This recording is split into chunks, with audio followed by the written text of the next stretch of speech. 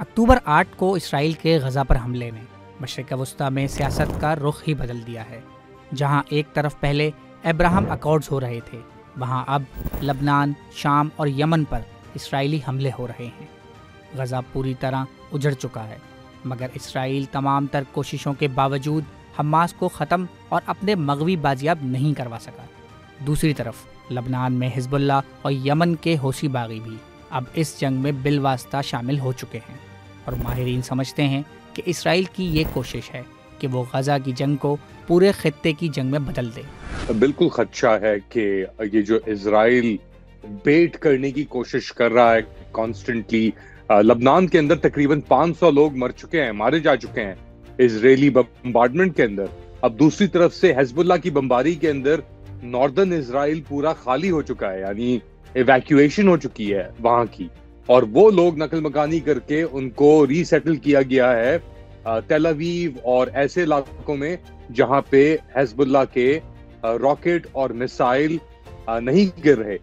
تو آپ اندازہ لگا سکتے ہیں کہ اسرائیل ہر فرنٹ کے اوپر ایک طریقے سے لگا ہوا ہے۔ غازہ کے اوپر ایک طرف ہے، دوسری طرف شمال کے اندر لبنان حزب اللہ کے ساتھ، اور اب یمن سے 2000 کلومیٹر کا فاصلہ طے کر کے جو ہمیں بتایا جا رہا ہے کہ ڈرون آ کے، اور اس کی فوٹیج بھی ہے کہ ڈرون آیا اور وہ ایک بلڈنگ کے اندر جاتا ہے تل اویو کے اندر۔ مڈل ایسٹ کیا ہے اور اس کی بنیادیں کہاں کہاں چھپی ہوئی ہیں یا جڑی ہوئی ہیں۔ اب ترکی دونوں طرف سٹریڈل کرتا ہے، مگر ڈیفینیٹلی مڈل ایسٹ کے اندر ایک پاور سینٹر جو ہے وہ ہے ترکی، دوسرا پاور سینٹر ہے ایران، اور ایران اسپیشلی جو یہ اکتوبر 7 کے واقعات ہوئے ان کے بعد بہت ہی ایکٹیو ہو گیا۔ اچھا، اس کے ہم نے دو پلرز کی بات کی، ترکی اور ایران۔ تیسرا پلر مڈل ایسٹ کے اندر اسرائیل ایک جنگ کے اندر چھڑا ہوا ہے۔ اس جنگ کی وہ جو بلیم کر رہا ہے یہ کہ اپنا چھیڑنے میں ایران کے اوپر کر رہا ہے، یہاں تک کہ حماس کے اٹیک تھے یہ، اب وہ کہہ رہا ہے کہ جی حماس کو سپورٹ آئی ایران سے، قطر سے، ترکی سے۔ اچھا، سعودی عربیہ کا کیا سٹانس ہے اس کے اندر؟ سعودی عربیہ ایک ٹریڈیشنل پلر ہے۔ اب ایک نیا فورس جو آیا ہے مڈل ایسٹ کے اندر، متحدہ عرب امارات، یونائٹڈ عرب ایمریٹس، وہ ایک بہت کرٹیکل پلیئر ایمرج ہو کے سامنے آیا ہے۔ اس نے بھی اپنے آپ کو اپنے ایک ایگزرٹ کرنے کی کوشش کی ہے throughout the middle east اور نارتھ افریقہ، عرب بیلٹ کے اندر، لیبیا کے اندر، سوڈان کے اندر، صومالیہ کے اندر۔ یونائٹڈ عرب ایمریٹس کا بہت ایک بڑا فٹ پرنٹ ہے۔ قطر کے اندر جو یہ بلاکیڈ ہوئی 2017 کے اندر، اس کے اندر بہت بڑا ہاتھ تھا۔ اب جو ایران کے ساتھ جو نیگوسیشنز ہیں یا راستہ ہے، آپ یاد رکھیں کہ اپنا یونائٹڈ عرب ایمریٹس بالکل ادھر ہے، اور یو اے ای کے اوپر یمن کی طرف سے حملے بھی ہو چکے ہیں، ڈرون حملے ہوئے ہیں، اس کے بعد کو میسائل ڈیفنس سسٹم اپنے مستحکم کرنے پڑے یونائٹڈ عرب ایمریٹس کو۔ تو یہ ایک اوور آل پکچر ہے، اگر آپ اپنے آپ کو پل بیک کریں، ایک برڈز آئی ویو لیں اس وقت مڈل ایسٹ کا، تو یہ ڈائنامکس ہے۔ ان ڈائنامکس کے اندر امریکن پاور ریسیڈ ہو رہی ہے، ایکسپوز ہو چکی ہے۔ اسرائیل نے جو کیا ہے، آفیشلی تو ہم کہتے ہیں جی 40,000 لوگ مرے ہیں، مگر جو ایسٹیمیٹ آ رہے ہیں کہ اندازاً لینسٹ میڈیکل جرنل فار ایگزامپل وہ کہہ رہی ہے کہ تقریباً 1,84,000 فلسطینی جاں بحق ہو گئے ہیں اکتوبر 7 سے، تو آپ 7 اکتوبر سے، تو آپ اندازہ لگا سکتے ہیں کہ کتنا بڑا سکیل ہے اس ڈسٹرکشن کا۔ اور یہ ہمیں نہیں پتا کس طریقے سے یہ تبدیل کرے گا یا امپیکٹ کرے گا یہ مڈل ایسٹ کو۔ یہ جو چینج آئے گی اس کے اندر کتنی ریولوشنز ہوں گی، کیا ایوولوشن کس طریقے سے ایوالوز ہوں گی یہ مونارکیز، کیونکہ بہت ساری انسرٹنٹیز ہیں۔ سعودی عرب فار ایگزامپل بہت ہی سرکمسپیکٹ ہے، کیونکہ جو غازہ میں ہو رہا ہے اندر اینیموسٹی اور ریزنٹمنٹ بہت بڑھ رہی ہے۔ انہوں نے جو میگا پروجیکٹس اناؤنس کیے تھے سعودی عرب نے، اور یہ جو آپ کے کراؤن پرنس MBS ہے محمد بن سلمان صاحب نے، نیون دی لائن کی جو بات کر رہے تھے نا وہ، کہ 150 یا 170 کلومیٹر لمبی ایک لائن چلے گی نیون کے نام سے، اور ریڈ سی پہ جا کے یہ اینڈ ہوگی۔ تو وہ پروجیکٹ پہلے 2030 کے اندر اس کو لانچ ہونا تھا، اب وہ کہہ رہے ہیں کہ جی یہ 170 کلومیٹر سے ہم صرف 2030 تک 2.5 کلومیٹر شاید لائن کے مکمل کر سکیں. یہ نہیں کہ ان کے پاس پیسہ نہیں ہے. جو آؤٹ لک نظر آ رہی ہے اس وقت مڈل ایسٹ کے اندر، سعودی عرب کو، پورے ریجن کے اندر، وہ بہت نیگیٹو نظر آ رہی ہے. اور اس کے ریمیفیکیشن جو غازہ میں ہو رہا ہے، کیونکہ ابھی تک یہ کوئی اینڈ گیم نظر نہیں آ رہا، یعنی اس کا کوئی آخر کس طریقے سے اختتام کرے گی یہ پوری چیز، کچھ نظر نہیں آ رہا. جہاں ایک طرف خطے میں جنگ جاری ہے، وہیں ماضی کے مخالفین فتح اور حماس بھی ایک دوسرے کے قریب آ رہے ہیں، اور ان کو ایک میز پر بٹھانے والا اس دفعہ امریکہ یا مشرق وسطیٰ کا کوئی ملک نہیں بلکہ چین ہے. ایسے میں سوال یہ ہے کہ کیا چین کی یہ کوشش کامیاب ہو پائے گی؟ چائنا بہت ہی کریٹیکل، کیونکہ ہم نے جو آپ سے بات کی کہ امریکہ کا رول مڈل ایسٹ کے اندر ایکسپوز ہو چکا ہے اور ریسیڈ ہو رہا ہے. امریکہ نے اپنے آپ کو اتنی بری طریقے سے سنگولرلی اسرائیل کے ساتھ الائن کر لیا ہے کہ اس کے پاس اب کوئی گنجائش نہیں بچی. ایسے موقع پر چائنا کی پوزیشن زیادہ بیلنس نظر آتی ہے فلسطینیوں کو بھی، اور وہ ایک اپرچونٹی دیکھتے ہیں، کیونکہ یہاں پہ 2 آپشن ہے نا. ایک آپشن تو یہ ہے جو امریکی اور اسرائیلی پروپوز کر رہے ہیں یا پش کر رہے ہیں کہ جی کہ ایک انٹرنیشنل ایک بیک فتح پپٹ طور پہ غازہ کو رن کرے، یا تو پہلے آپشن کے اندر اسرائیل ڈائریکٹ کنٹرول کرے اور اوورسی کرے، دوسرا آپشن کے اندر ایک انٹرنیشنل کولیشن بنے اور وہ فتح بیسکلی اس کو فرنٹ کرے اور غازہ کو ٹیک اوور کرے اسرائیلی پراکسی بن کے، جس طرح ویسٹ بینک کے اندر ہو رہا ہے. اب چائنا نے ایک آلٹرنیٹیو آپشن پرووائڈ کیا ہے، اور یہ بات آپ یاد رکھیں کہ ہمیشہ ہم غازہ کے اندر اسپیشلی سیاست کھیلی گئی ہے. محمد دالان جیسے لوگوں کے ساتھ جو تھے تو فتح کے، مگر گیم کھیل رہے تھے حماس کے ساتھ، اور ایک کچڑی بنی ہوئی تھی، اور اس کے اندر امریکی مداخلت بہت تھی، یو اے ای کی مداخلت بہت تھی، اور ایجپٹ کی مداخلت بہت تھی.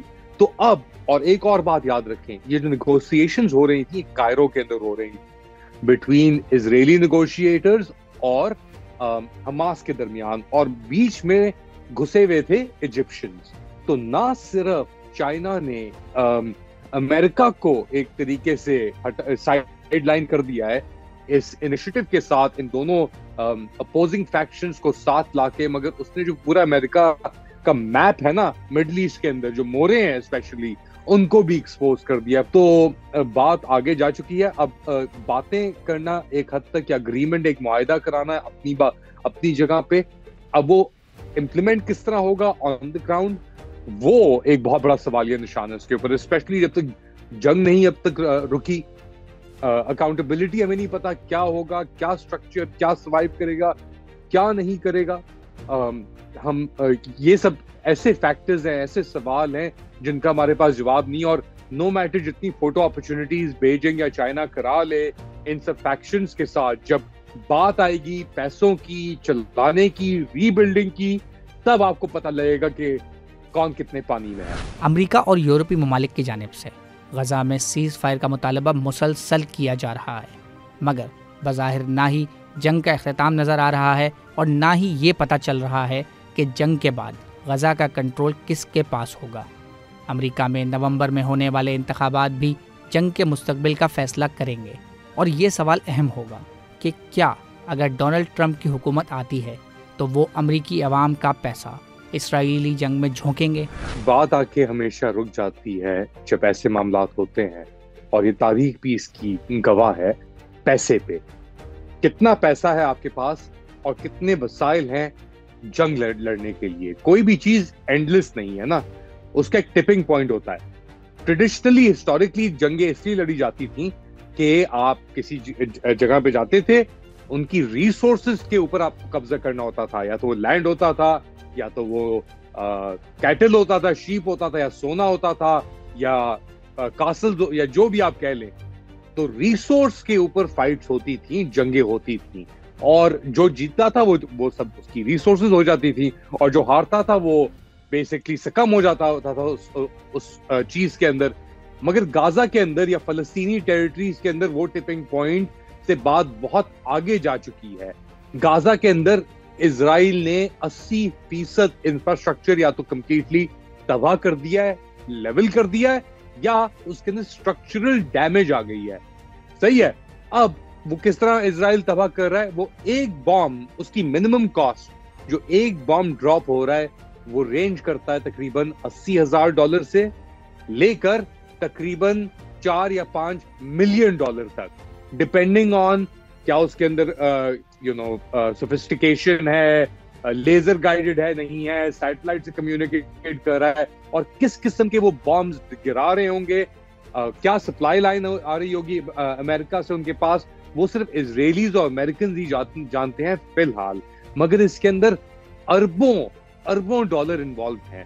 اب ٹرمپ صاحب جیسے آپ نے کہا, ان کے اندر وہ ایپیٹائٹ نہیں ہے کہ پیسہ باہر بھیجا جائے, مگر ایٹ دا سیم ٹائم جیسا انہوں نے یوکرین کے اوپر کہا کہ وہ کہہ رہے ہیں کہ جی یوکرین اپنا مسئلہ خود ہی سنبھالے, ہمارے اپنے مسئلے کھڑے ہوئے, ہم پیسہ کیوں دیں.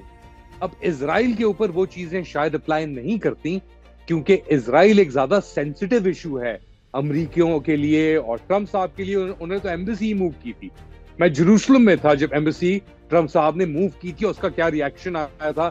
فلسطینیوں کی طرف سے احتجاج ہوئے تھے مسجد الاقصی کے اندر اور یہ سب کچھ. تو یہ چیزیں تو سامنے ہمارے واضح ہیں. مگر 2017 کا ٹرمپ اور 2024 کے ٹرمپ میں بہت فرق ہے, اور شاید چیزیں اس طریقے سے نہ جائیں, کیونکہ یاد رکھیں جب ٹرمپ صاحب ہٹے تھے تو انہوں نے نیتن یاہو صاحب کی تنقید بھی کی تھی. صحیح ہے. اور آپ تھوڑی بات چیت ہوئی تھی اپنا, بیسکلی پریس کے اندر یہ رپورٹس آئی تھی, ہم نکال سکتے ہیں. مگر ٹرمپ صاحب ایک اپرچونسٹ ہیں, بہت ایکسٹریم پریگمیٹسٹ ہیں. تو وہ دیکھیں گے جہاں پلہ بھاری ہے, اور اس کے ساتھ ساتھ وہ ایک بلڈنگ ٹائکون بھی رہ چکے ہیں. Let's we forget. اور گھوم پھر کے بات پھر دوبارہ آتی ہے پیسے کی. ان کے اپنے داماد بات کر رہے ہیں سی فرنٹ پراپرٹیز کی.